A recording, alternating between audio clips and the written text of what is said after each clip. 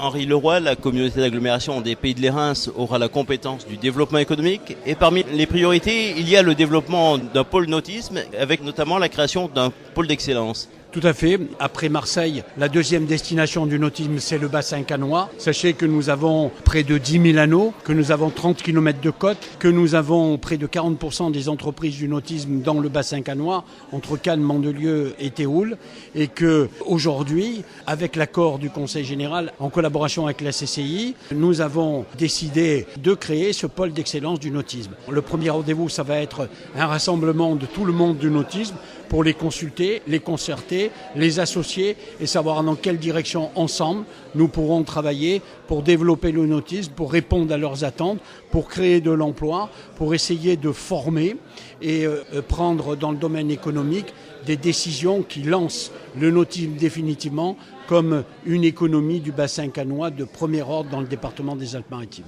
La création de ce pôle va apporter une aide concrète aux entreprises du secteur ?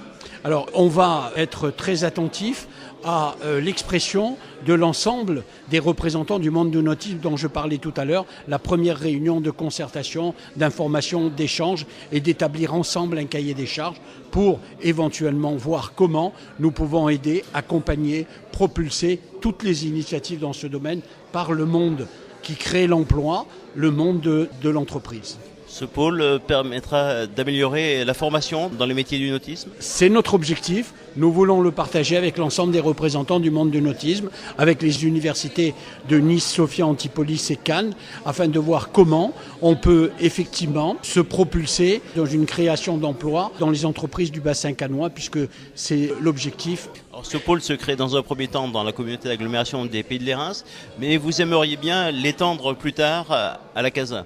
Écoutez, moi je l'ai dit au président de la CASA, à Jean Leonetti, mon ami Jean Leonetti, je lui ai dit qu'à terme, notre objectif c'est de recréer Cannes-Grasse-Antibes pour exister. Économiquement, nous sommes très forts, notamment dans le domaine du nautisme.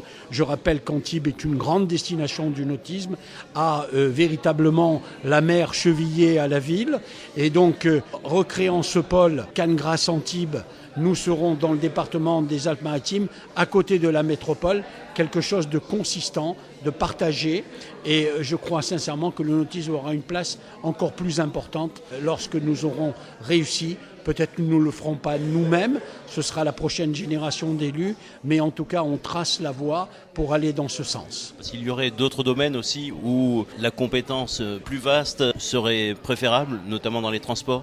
Bien sûr, dans les transports, dans le traitement des déchets, dans les nouvelles technologies, dans la technologie de haute définition, dans l'aérospatiale. On a des tas de branches qu'on pourrait développer ensemble. Cannes-Grasse-Antibes, c'est la force de demain. Alors, plus le territoire sera grand, moins seront difficiles à gérer certaines susceptibilités avec des élus. On voit aujourd'hui que, alors que l'intercommunalité est prévue à 5, il n'y a que 4 maires présents.